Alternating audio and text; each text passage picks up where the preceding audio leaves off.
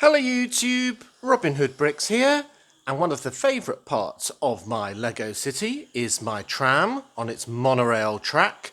But one of the problems I've got with it, if I have one at all, oh that gets me every time, is my ratio of track to tram.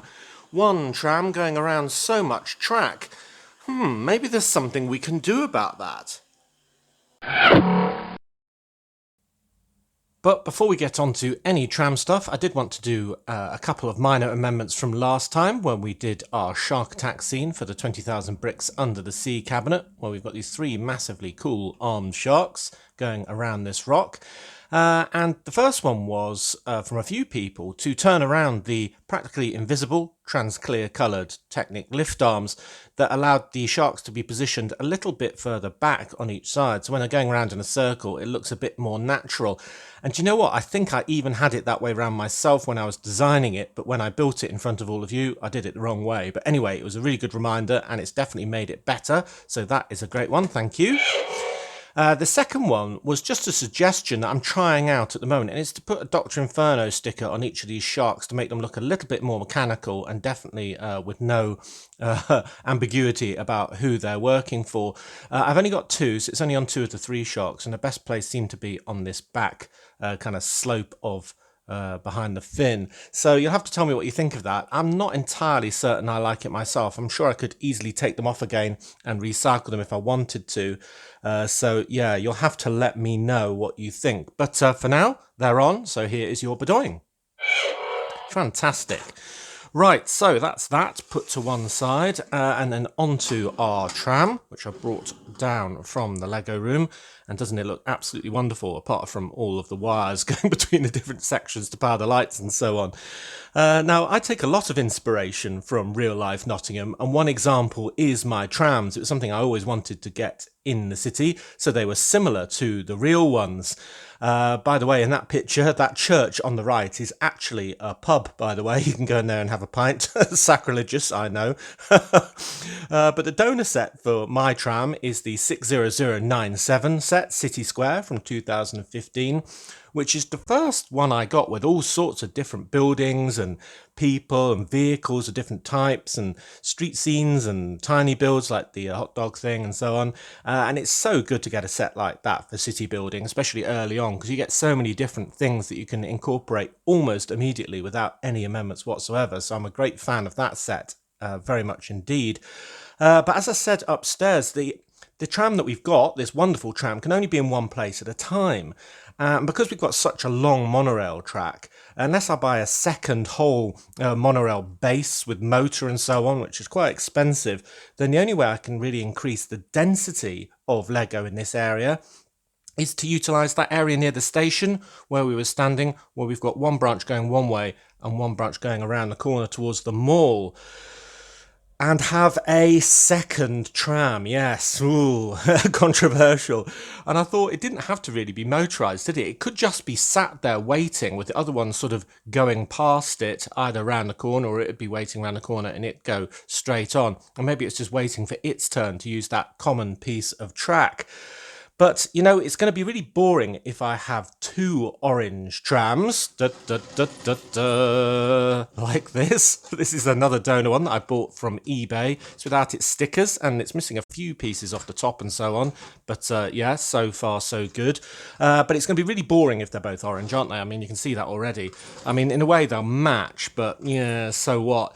I think I want a colour change, because one of the rules in my city is diversity after all. So why not have one maybe representing one route from the Chinese restaurant all the way to the airport or something, and have one a different colour representing a completely different route.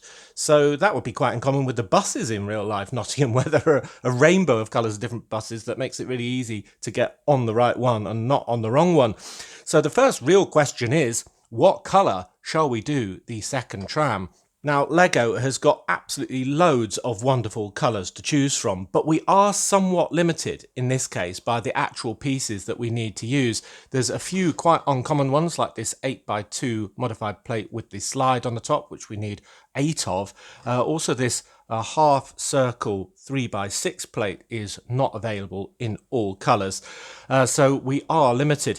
So if we look at first of all this 2x8 modified plates, that's part 30586, we see that, well, there aren't many colours available at all. We could get it in red, or we could get it in yellow, but I don't know, that's quite similar to, well, red. All the buses in my city are red already.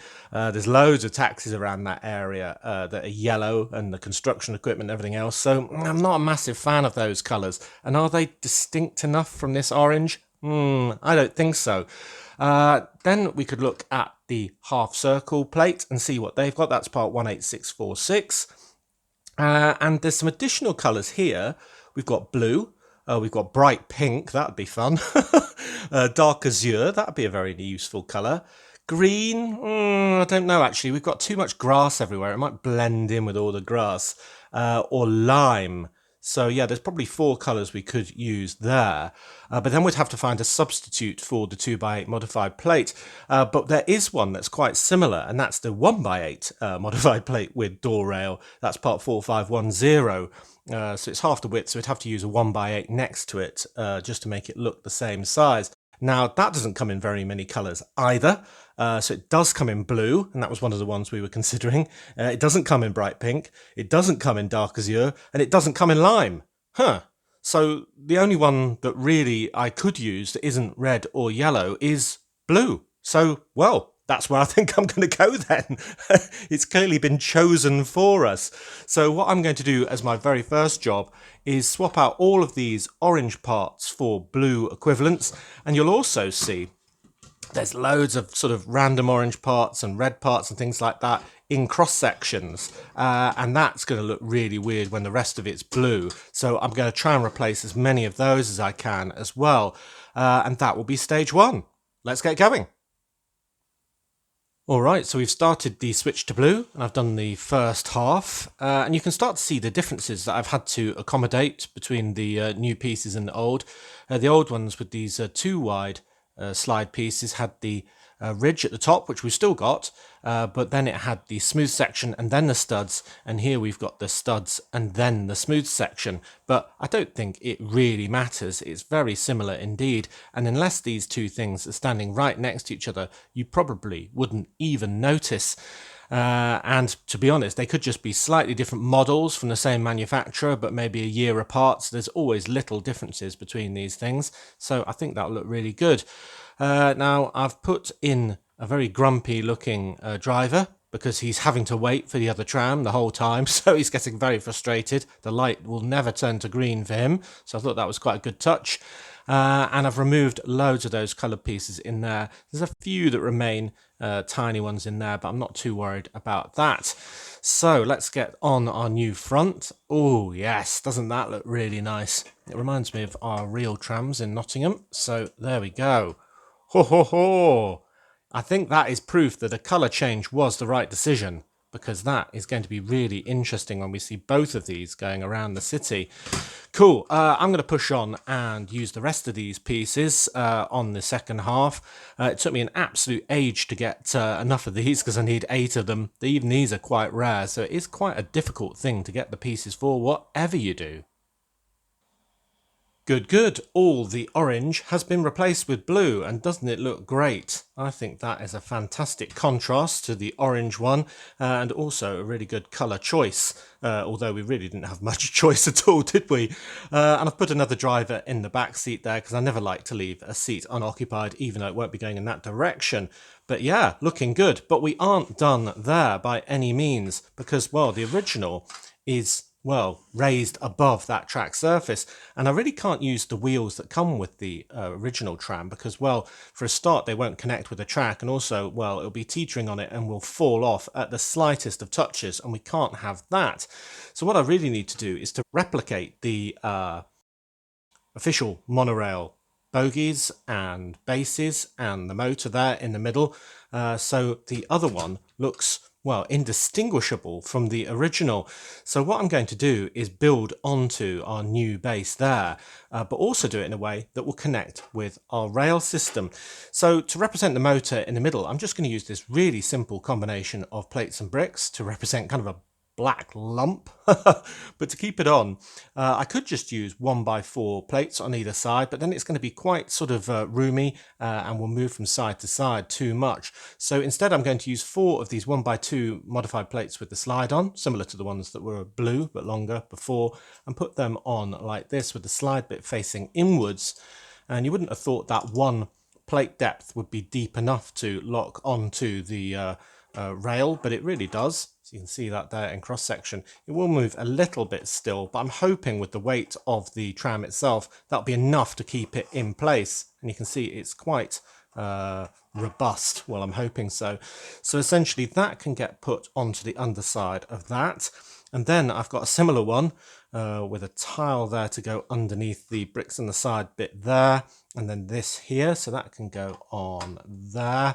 I'll push it down properly in a minute. Some more random black bricks just to sort of fill in the gap here, like that. And then the same on the other side, which I might be able to do very quickly on camera if it all goes well. There we go, that's worked, doesn't it? Let's see if I can push that one on. Oh. It's when you start catapulting pieces across the room and have to do the take again. But there, I can push that down more properly in a minute. But there we go, you get the idea. There is my very, very cheap version of a monorail base, because the real ones with the motor are pretty much £100 or so. So yeah, I don't think I want to do it just to be a static tram. So that looks a bit more similar to the original, I think. It's even the same height now, which is good, and we can put it on the track, and there we go. I mean, yeah, it's not the most sturdy, but it's definitely better, and it fits in place quite well. So as long as it's not in a high traffic area where I'm reaching over all the time, I think that should be all right. And yeah, I don't think you can tell. It's still got the sort of bogey there, the motor there and the bogey there. Yeah, I think that works. Good enough for me. Right, 2 more things we need to do. One is pantographs. Now, fortunately, I've got kind of a weird affliction where I put far too many on the original, which is a bit of an odd thing to do, but that's how I work. But that means it's quite good, because this one didn't come with any. I guess the original owner lost theirs or something like that. So at least that means I've actually technically got 2 spare, doesn't it? I can actually steal the extra bonus ones that I put on my orange one and put them onto the blue one. So now they've both got a sensible amount of pantographs, just 2 each, in the same place, pointing forward for going in either direction. And you know what? I think that looks a lot better. And this thing is looking amazing now. Brilliant. Cool. Well, I'll take that off the track and have them side by side. Yeah, that looks like a fleet of public transport to me. Very good. Right, so there's one more job now we need to do, and that's put all the stickers on, because this has got stickers here with the number on there and the bike ones on the middle. And very fortunately, I have those very stickers. Those are the 4 for the bottom bits, 2 middle bits, and the 4 ends. These were actually a gift to the channel, and if you want to send something to the channel, you can by using the usual P.O. box address. All things will be attempted to be used in a creative way. As have these stickers. I mean, this sheet was full when I got it as part of an old brick haul, and I've used, well, practically everything, as you can see. So once all these are gone, it'll only be these 2 down here and this one here. Those already in use on a vehicle elsewhere. So yeah, that's really good use. Now, I don't want both of them to be number 279, of course, because that won't make much sense. So I'm probably going to do some minor sticker surgery and either make this number 79 or number 27. Or I could, even if I get creative, use the 9 upside down as a 6 and maybe make it 627 or something like that. So I'm going to play around with those, try and do it carefully so you can't see too much of a join, no fingerprints and so on. I'm kind of glad that the original didn't have stickers, really, because these big clear backed ones are very hard to move without any marks showing on them. So yeah, getting new ones is actually a bit of a treat. So thanks again for that sheet. Cool. Once I've got those on, though, I think we can place it in the Lego room. Cool.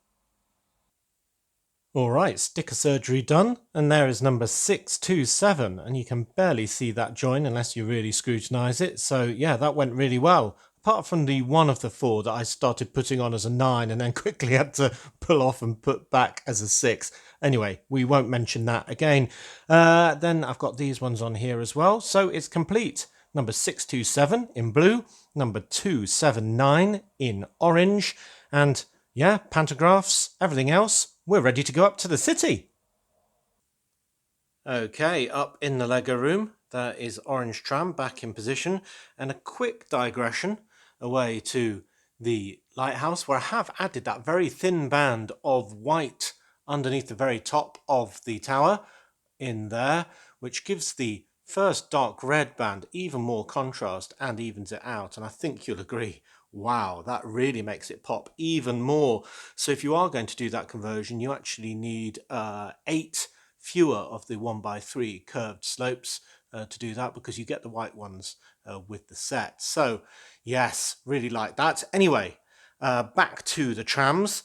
There is the orange one, as I said. That's going to go all the way around under motor power over the Znap bridge, round the corner behind the building, down the dip, back up and around. And then I have to decide where to put the blue one, which does look great there, doesn't it? Wow. Really interesting, like it's waiting, like the real life ones do, for the other one to pass so it can have a go on the single track. And that blue, I think, was a great choice again, because you can see the red of that bus next to it, and the yellow of the station, and all the taxis and so on. And it just wouldn't have been as much of a contrast. But there's absolutely nothing blue around here at all, apart from some of the seats actually on the tram platforms, which actually ties it in more, to be fair. So yeah, very good colour. Well, forced choice. So I can either put it here on this straight bit waiting to go, which is kind of over the taxi rank and so on, which I think does look very good, or I could put it on the slightly longer leg that goes past the mall to the airport, but I figure we want the moving one on the longest one, so that's where I'm going to try it first. So I don't think we really need to test it to check that they won't hit, because, well, they won't, will they? Because otherwise it wouldn't have worked in the first place. If I can get this thing going, there we go. And it definitely gives that illusion. I try to do things like that with my facades and so on, but gives the illusion of a city that's sort of more busy than it actually is, for the best bang for your buck as possible, given that we've got one quite expensive motorised one, but the other one, oh, is it going to touch? Oh, it did. Oh, I forgot to change the direction of the thing. Ah, hold on. Stop doing that. Right, golly. That was nearly a catastrophe, wasn't it? He drove that one right off the end. Golly. Wow. I thought, will it touch? And I thought, oh, it's touching quite a bit. I forgot to change this. So it's actually going around the corner. Let's see. It's a bit stuck there. There we go. Oh, that's because that one was on it. Golly, wow, we nearly had an absolute disaster then. It would have just driven that one right off the end of the thing and then bounced back like nothing had happened. It wouldn't be liking its new blue-coloured buddy. Anyway, right, let's try that again, and hopefully this one isn't as exciting as that one was. That really wasn't planned. Right, here we go. So now let's see if it hits. It should do. Might do a tiny bit. No, it goes past absolutely fine. Oh, phew. Wow, my heart is racing now. It's a good thing I've got long arms to catch that, isn't it? Anyway, I think that looks good as ever, but this one makes everything just look that little bit more interesting and more dense, and people think, wow, you've really got a very busy tram network. Very happy indeed. Cool. And here is number 627 from the second standing hole. And yeah, it really makes the scene look very busy indeed. I think you'll agree, very interesting as well. And I'm sure a lot of you would have liked the orange tram to push its buddy off this veritable cliff into the second standing hole. But hopefully the calamity of me catching it was enough to keep you entertained anyway. That really wasn't planned, I can assure you. But anyway, as always, thank you very much for watching. It is appreciated. Do remember to like, comment and subscribe for more awesome LEGO videos. And if you value this channel, there are many ways in which you can support it. Do check out the links in the description below. And next time on Robin Hood Bricks, we'll be doing a brick haul, because it will be Wednesday.